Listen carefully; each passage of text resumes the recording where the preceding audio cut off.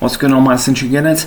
It's the Central Man here, so back again with another classic WWE pay-per-view revisited review. So this time I'm revisiting and once again reviewing the 2001 Royal Rumble show. Before we get to this show, and this is an announcement, and I had a good idea for the first time since I covered WWF in 1997. I did that, about 4 years ago, or almost 4 years ago. It got me thinking, let's review the rest of the WWF 2001 shows, because this year marks the 25th anniversary of the Invasion storyline. The shows I did cover for 2001, I covered the Rumble. That's the reason why I'm doing the revisited review of the Rumble. More of that later. No Way Out, WrestleMania, Backlash, Judgment Day. So that's the shows I covered. And I'm going to tell you the shows I'm going to cover later on in the year. So the shows I haven't covered yet. So I'm going to review King of the Ring, Invasion, SummerSlam, Unforgiven, No Mercy, the UK show, Insurrection, and Survivor Series. And for the purpose of this, when I'm covering the 25th, the Invasion bit, I'm gonna once again revisit and re-review Vengeance 2001. So that will be later on in the year. I'm gonna scatter it out, the next 2001 WWF show I'm going to review will be King of the Ring 01. That will be in June of 2026. That'll be later on in the year. So that's why I'm going to do it. So anyway, let's revisit it and once again review Royal Rumble 2001. So let's go back to the 21st of January 2001. So this show was at the New Orleans Arena. Right now it's called the Smoothie King Center in New Orleans, Louisiana, the future home of WrestleManias 30 and 34. The attendance of the show was 6,225. Yeah, it was 625,000. Fucked up the buy rate. So yeah, it was. I'm gonna say again, it's 625,000 pay-per-view buys for Royal Rumble 01. It's an upgrade in the 2000 Royal Rumble buy rate from the previous year, and that show drew about 590,000 pay-per-view buys. The 02 Rumble, I think they got about 670,000 pay-per-view buys. That was 02. Anyway, for the commentators for the show, we got JR and the King. This is the King's second to last pay-per-view. He's gonna color commentary before he took a break. So anyway, the reason why I'm going to revisit and re-review Royal Rumble 2001 because this month marks the 25th anniversary of the show. And also I did review it back in 2021. The link of the original review will be in the it'll be in the description below. Yeah, this show is memorable for many fans. This is considered one of the best Royal Rumble shows. I think it was in the Attitude Era, one of the best Rumble matches. One of the best Royal Rumble matches ever. And also we got the first appearance of Drew Carey. I'll get to more him a bit later on. So anyway, here's more notes. This show took place 1 week after Sin, that is the WCW pay-per-view that was known for Sid having that freak leg injury. That was on the 14th of January. And also the show took place 2 weeks after Guilty as Charged. That's the ECW pay-per-view. That was ECW's final pay-per-view of the original ECW before they got out of business. So yeah, 2001 was really a transformation period for the wrestling business. Both WCW and ECW will basically cease to exist or going out of business. So this show is kind of planting the seeds of one of the most greatest WrestleManias of all time. We're still miles to get there. So anyway, so the quick result on an episode of Heat, you got Lowdown defeat Kaientai. So let's get to the first match of the show. So the first match to kick off Royal Rumble 2001. This is for the World Wrestling Federation Tag Team Championships. Edge and Christian taking on the Dudleys. The build up to this, you had E&C, beating down the Dudleys, give them kayfabe concussions, I don't want to get into the whole concussion side, I'm not saying it's offensive, I'm just don't have the patience to discuss it. So the match between Edge and Christian and the Dudleys, it was good. It was a good opener. Good chemistry. Because E&C and Dudleys had a great 2000s. They had the Triangle Ladder match at Mania 16. The first TLC match at SummerSlam the previous year. They're going to have TLC 2 over the horizon at WrestleMania 17. Edge and Christian, the Dudleys, and the Hardy Boys. Anyway, so the match was really good. You had E&C. Also the funny part, the Dudleys. Every time they do a move, they have to sell the concussion. It's kind of goofy, but funny at the same time. He had Edge and Christian trying to do their version of What's Up, but it got thwarted. Anyway, I'm trying to keep it short and simple, guys. So Devon, dodged the Kachenko shot by E&C. That's Edge and Christian for short. Anyway, so in the end, the Dudleys hit the 3D onto Edge to win this match and become once again WWF Tag Team Champions. If it's the second time they won it, because they won it the previous year at No Way Out in the year 2000. Anyway, so it was a good opener. The crowd was red hot. I've been it's playing seeds for TLC 2. So it was, it was 10 minutes. I think they made the most out of 10 minutes. Between both tag teams, it was, physical and fun at the same time. But the concussion stuff was a bit, it was goofy but kind of funny at the same time. So anyway, Drew Carey.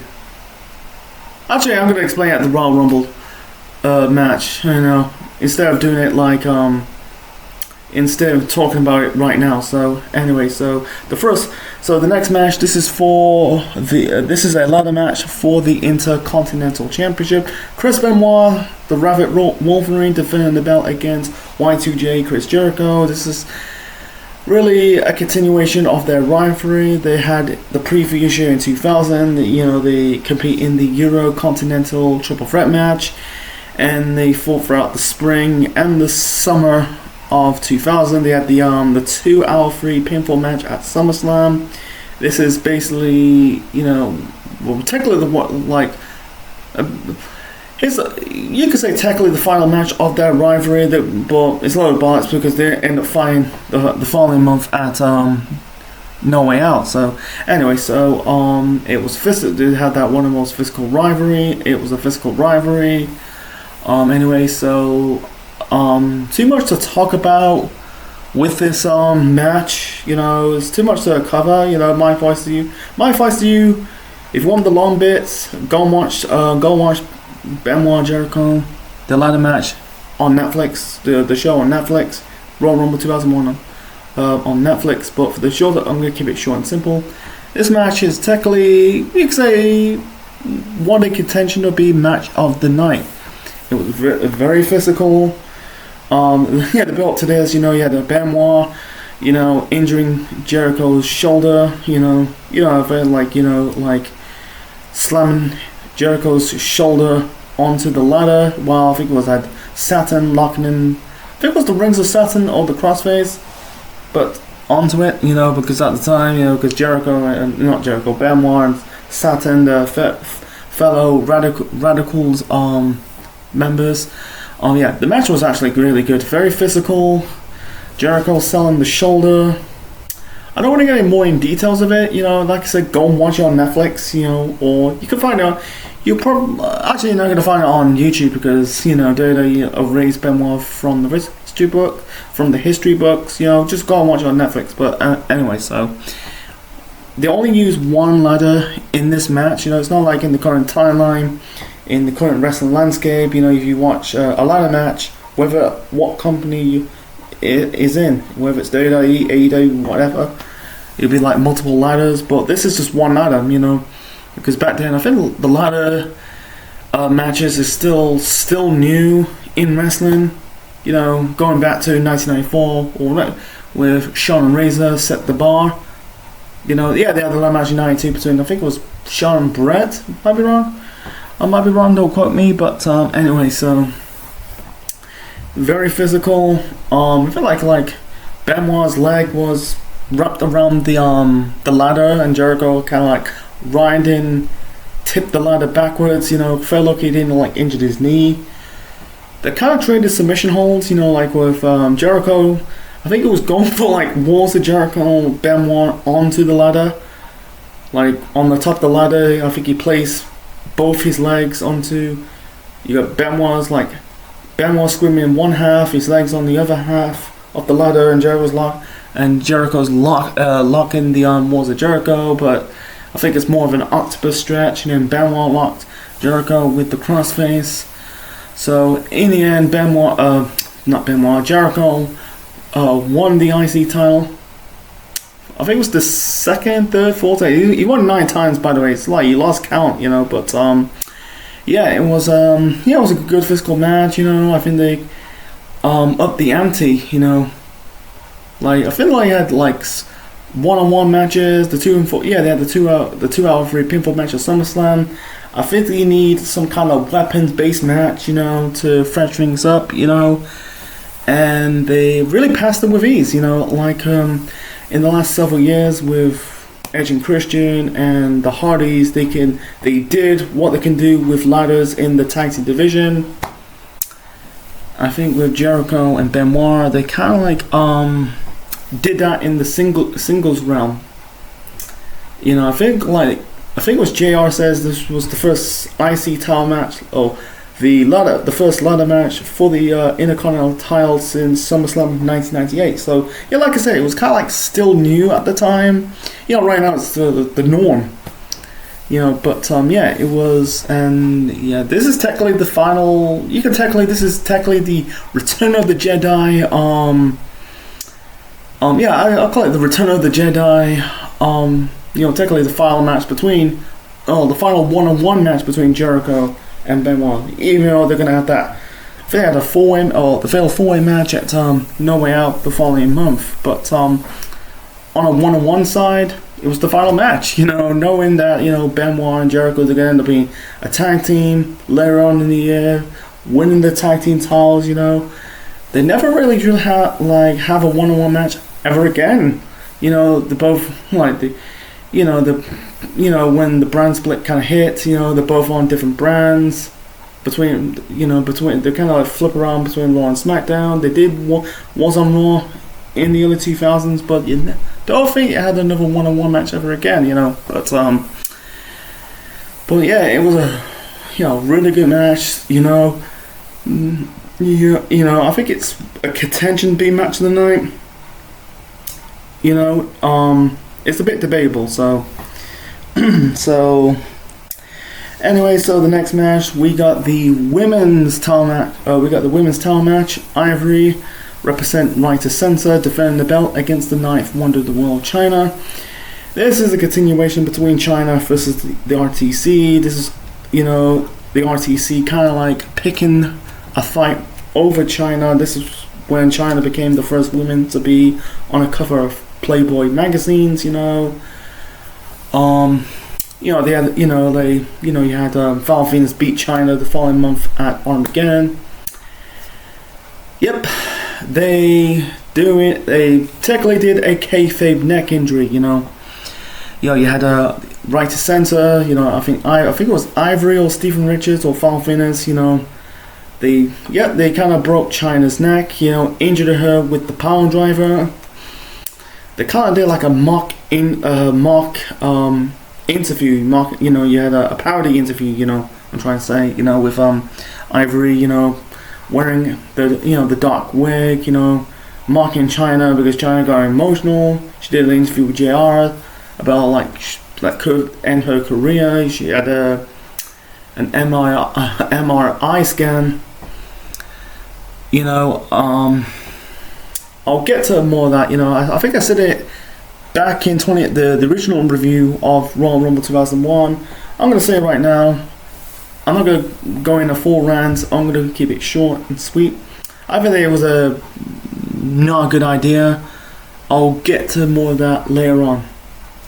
So anyway, nothing much to talk about this match. I feel like China in the women's title picture. I think on paper, people say it was a demotion, but I think it was a good idea because I think China done everything she could in the men's singles realm. She was been in the men's singles realm for like a year and a half, almost like 2 years. Since since China's feud with Jeff Jarrett. In the autumn of 1999, she's done everything could. She feuded with guys like Jeff Jarrett, Chris Jericho, Eddie Guerrero. She's really done. I think her in the trying her crack in the women's division. I think even though she doesn't really need it, it'd be a nice feather to her cap. So anyway, China kind of set the challenge. Anyway, so I think it caused Ivory a match against Lita on the Go Home Raw. So anyway, nothing much to talk about this match. It was just basically China beating down Ivory, fighting the crowd. China was going for the handspring elbow. Unfortunately, she felt a whiplash on her neck. Ivory pins China to retain the women's title. Before that, you had like Billy Gunn, in China, former members of D-Generation X, you had Billy Gunn persuading her not to compete in this match. Think about the doctor, China says, I don't give a damn what the doctor says, you see China is just standing there, all sitting like completely on the ground, frozen, couldn't move, Lola came out of the commentary booth. The paramedics and Billy Gunn came rushing into the ring to help her. And JR just did the whole real voice, serious voice. It's the same voice that he announced that Owen Hart passed away. And I think the crowd was a bit silent, even though it was a kayfabe injury, she didn't really literally injure her neck for real. And I'm gonna say right now, I think this is an angle. This is not a match. This is basically an angle disguise of a match. This is the thing you probably see it on. This is the thing you should do on Raw, SmackDown, not on your pay-per-view at the time. You're spending a lot of money. I think doing a neck injury storyline. I'm gonna really contradict myself a bit, but if they do it correctly. Correctly and well booked and executed, it'll be fine. But I think it was not fine, and you're doing a storyline of an injury that how many wrestlers have their careers shortened due to neck injuries. I think in that certain time period, Darren Drossov injured his neck, ended his career with a neck injury. You had Austin's career was ended with a neck injury. Edge cost him 9 years of his career due to a neck injury. Paige Serena 4 years, and then you got like I said, Dross's career was ended due to a neck injury. Jason Jordan's career end with a neck injury. Tyson Kidd's career end with a neck injury. And Biggie Langston, most of them come about like years after this, got his neck broken by the hands of Ridge Holland. I think neck injuries. I think like in pro wrestling, neck injuries got a high rate. I think it's just like I wish they never done it. But even though China went on to like beat Ivory for the title at WrestleMania, but I wish they done better than this.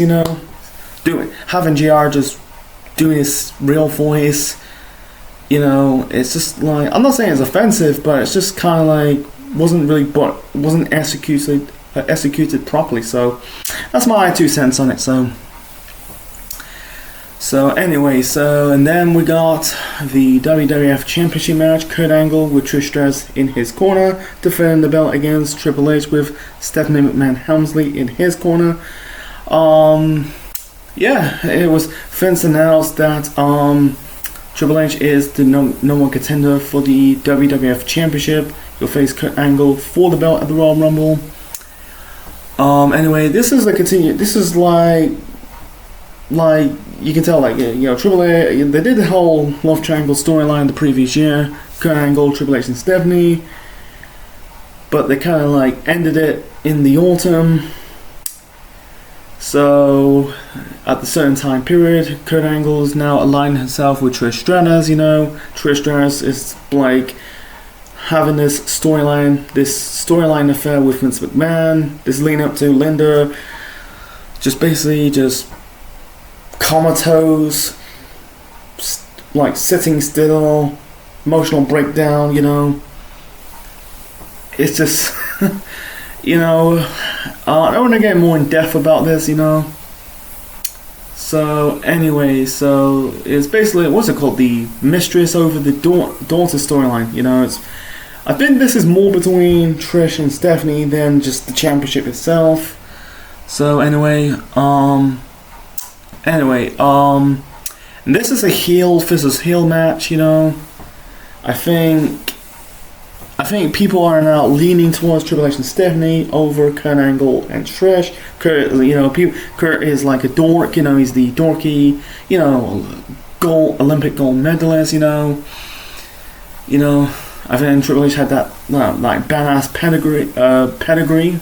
Not referring to his finisher, but anyway. So the match is good.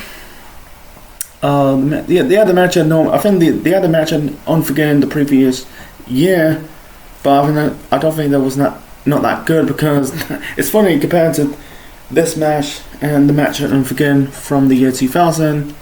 That was a heel versus heel match, but I think this match at Royal Rumble 01 is better than the match in Unforgiven 2000. I almost say 2000 though, 2000. I'm trying to say. So the match was really good. You had like Triple H working on the working on the leg of Kurt Angle, like whacked him his leg onto, I think he hit him on the ring. I think he whacked him with the chair when his like, I think him swing it onto the ring post, locking the figure 4 leg lock. You had a cat fight between Trish and Stephanie. Out comes Vince McMahon trying to break up the fight. The cat fight. You had Vince pick up Trish on his shoulders. I think like Stephanie pushed. I think he pushed Vince. And this is still, this is setting up. This is setting up Trish versus Stephanie at No Way Out the following month. So the match was actually good, back and forth. Kurt Angle hit the an arm drag off the top rope. He hit like the moonsault. It's a good back and forth. Yeah, he had Earl Hebner referee bump. Like Triple H kind of, I think he like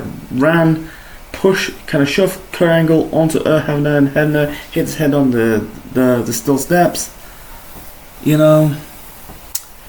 I think Angle was going for the I think he was going for like the belt shot, but Triple H got out of the way.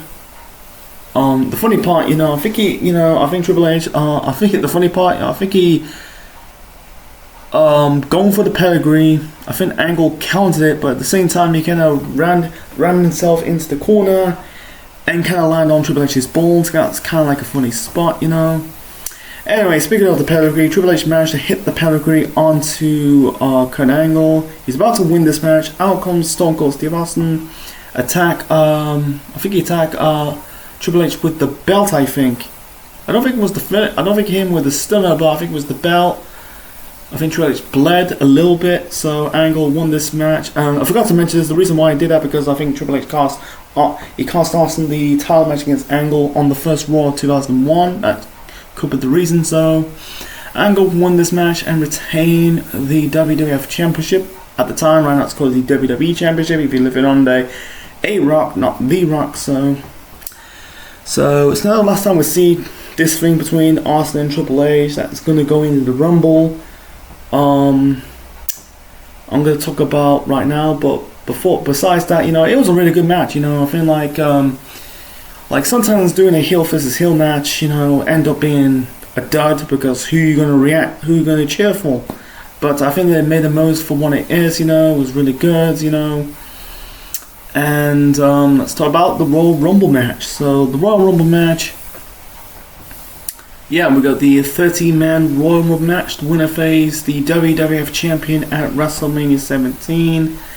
And there's a reason why people talk about to this day is the most memorable for one man. Drew Carey. Yeah, Kane. We'll get to Kane shortly or later on. But Drew Carey. Forgot to mention this. Drew Carey, the guy, the comedian, the actor, the game host. He stars in the Drew Carey Show. Was it Who Lines? Is it Anyway? Did appear. He kind of like appeared. He did appear. In one segment with Stephanie and Triple H. Because Triple H appeared on Drew Carey's show in the past. He said, "Did you marry the boss's daughter?" And then Triple H says, "Yeah, that was a year ago." And and then the next scene. This is later on in the show. You had the stuff where Drew and Trish Stratus, trying to flirt with Trish Stratus. And out comes Vince McMahon.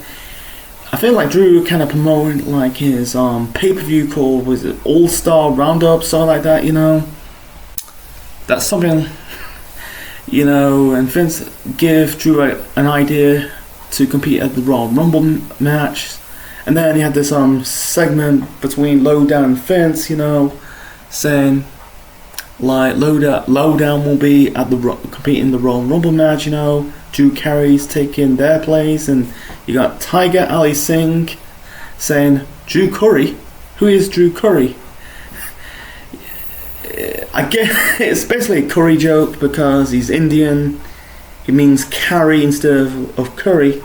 So it's just whatever. So Drew Carey came out, was it number 5, I think? I understand why people talk about it. It's most memorable to this day of Drew Carey, but he ended up getting inducted into the WWE Hall of Fame 10 years later, but he bring nothing to this Rumble match. It's a waste of the Royal Rumble spot. He then got booed. He got a good reaction, people cheering for Drew Carey. I think he's popular back then, because of his was it, the Drew Carey Show, Whose Lines, Is It Anywhere? That's a popular show. I kind of like that show. But not right now, but back then, he didn't do nothing. You had in the ring, you had the Hardys. I feel like they kind of I think they botched I think it was like suplex off the top rope, but they kind of like tumbling down and got themselves eliminated. Glad they didn't got hurt, but and Drew Carey acting like, he acts like he eliminated the Hardys. Bit lame. Out comes Kane. Kane is, by the way, he is the MVP and the Iron Man for this Royal Rumble match. This confrontation between Kane and Drew Carey. Carey tried to shake Kane's hand. Kane had none of it. He's trying to offer him money. He kind of like knocked the money off his hand. He's about to choke slam Drew Carey, and then who came out? I think it was Saturn. I think it was Raven or Saturn. I can't remember. So Drew Carey basically just got himself eliminated, and that was the Hall of Fame career of Drew Carey. And then and who's the person who inducted Drew Carey into the Hall of Fame? Anybody? Anybody? No? 5 seconds. 4, 3, 2, 1. The answer was Kane. So anyway, there were a lot of comedy first off, you had the hardcore moments, with the guys in the hardcore division, like guys like Al Snow and Raven. You had Saturn was in the mix. You had in the mix, and Brian Christ. Well, you had like using the hardcore weapons, like the trash cans and I think you had the candlesticks. You had Steve Blackman's in this match itself. And then we got the Honky Tonk Man. We haven't seen the Honky Tonk Man on WWF programming since 1998. That was kind of funny. It says I think it's not the Royal Rumble. Was it the biggest Royal Rumble ever without the greatest Intercontinental Champion of all time at the time? Because right now that title belongs with Gunther, the Ring General.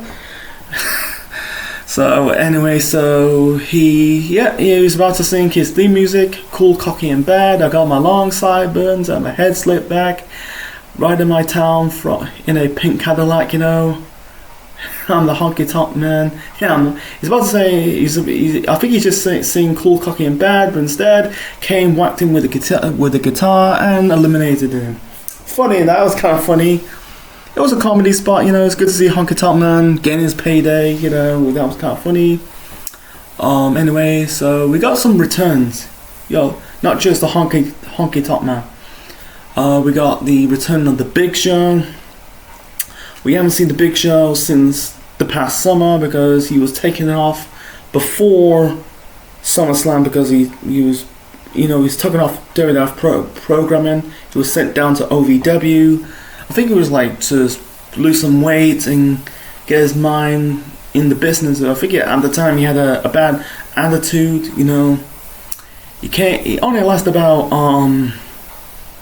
not too long. I think it was like a minute and a half. He got eliminated by The Rock. The Rock eliminated him 2 years in a row because he eliminated him at the last year's Royal Rumble in the year 2000, and 1 year later The Rock eliminated again. And Big Show got his heat back, chokeslammed The Rock through the announce desk. We got the return of Haku.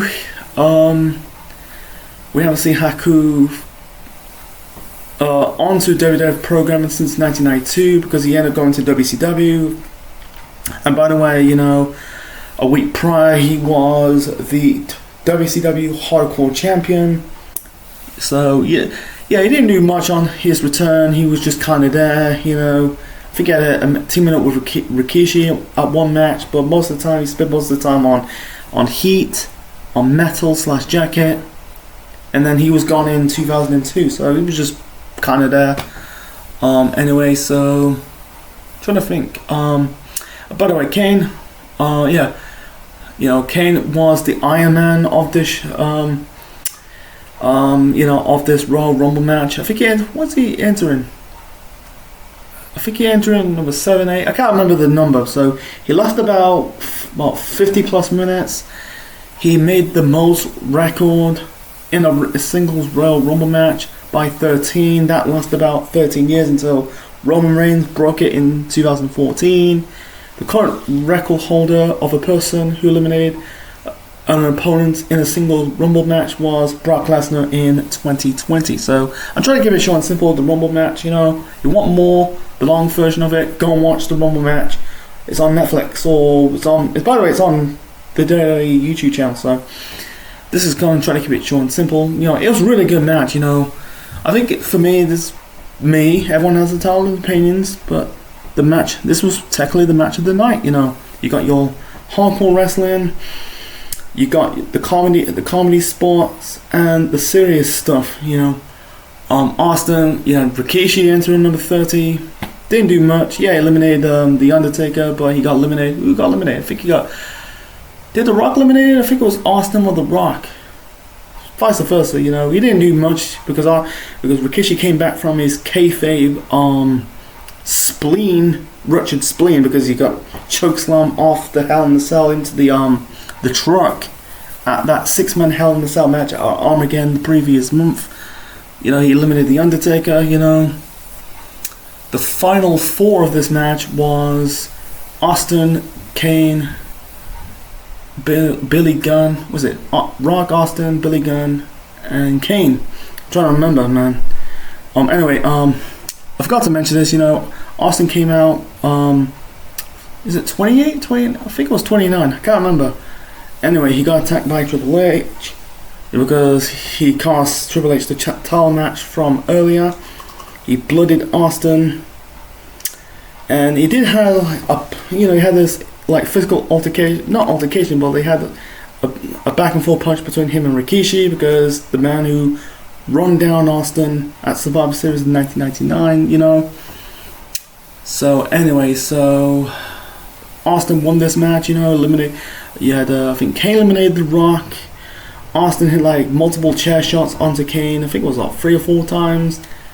Kane, you could say, kind of sells the chair shots, you know, to the head. You know, he's a monster. He's just like, he's a monster. He's not like one chair shot to the head, he's down. He's just like woozy a little bit, still on his feet. Austin clothesline Kane out of the ring to win this match and win the Royal Rumble match for the 3rd time. It was, I think it's a shame for Kane, man. He did like had a good performance, probably his best performance in a Royal Rumble match ever. And it's funny, in the Ultimate Timeline, if Austin wasn't there, would Kane win the Rumble match? Even though Kane doesn't really need it, it'd be a nice feather to his cap, you know. But yeah, I think it was the right call to have Austin winning the Rumble match, you know, because of this is kind of like a redemption for Austin, you know, because he missed the whole of the year 2000 due to, you know, his recovering from neck surgery. And you know, I think having him winning this is the right call, because WrestleMania that year was in Texas. It'd be not the same to have WrestleMania 17 in Texas without the Texas rattlesnake, the hometown hero. You know, it'd be like very weird without Austin. But yeah, like, this is the first half of the redemption, and knowing he'll complete the second half of the redemption. What the redemption's going to be when he faced the Rock at WrestleMania 17. So besides that, the 2001 Rumble match, for me, this is match of the night.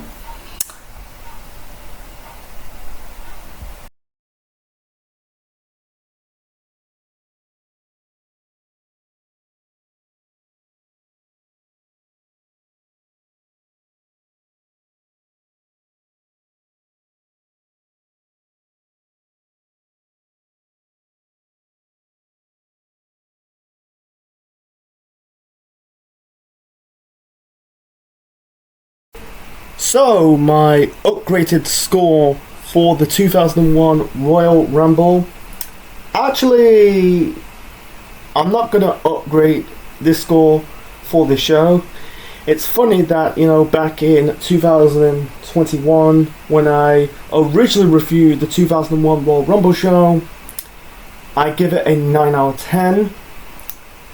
So, 5 years later, the score remains the same. Yep, 9 out of 10. So yeah, a good start for the WWF in 2001. A really good pay-per-view, the Royal Rumble. Really keeping the momentum up of the road to WrestleMania 17. The things I put in the con, you know, like upgrade this format, you know, is actually 2. The women's title match between Ivory versus China. This is basically, you know, just an angle disguised as a match. It's just planting the seeds for the rematch at Mania 17. And I'm going to put Drew Carey in the con. It's not really bad and like, oh my god, this is like embarrassing. No. You know, the fans did cheer for Drew Carey, but he didn't bring nothing to the table.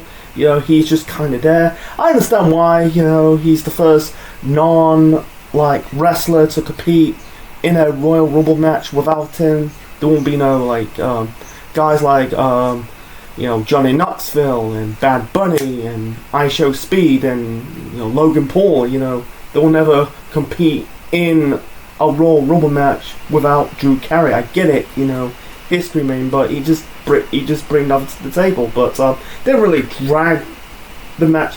I think they'll do better without him. But anyway, let's get to the pros. I think like the 4 matches did deliver. On paper, the tag team title match, Edge and Christian versus the Dudleys, the ladder match for the Intercontinental title between Benoit versus Jericho, Kurt Angle versus Triple H for the WWF Championship. That was good. And for me, this is my personal favorite match of the night. For me, it has to be the 2001 Royal Rumble match. It was really good. It had your comedy moments, hardcore wrestling, and really got guys. It's not it's better. Technically, it's the best Royal Rumble match of the Attitude Era. Instead of one guy's, it's too too predictable to win. You got guys like The Rock and Undertaker and Austin and Kane. Really beef up that year's Rumble match. It's planting the seeds for Mania 17. And yes, and also planting the seeds for the following month's pay-per-view No Way Out. With Austin costing Triple H the title, and also Triple H attack Austin during his entrance in the Rumble match. Is just setting up for the 3 stages of Hell match for that year's No Way Out show. But besides that, I suggest watching the 2001 Royal Rumble pay-per-view.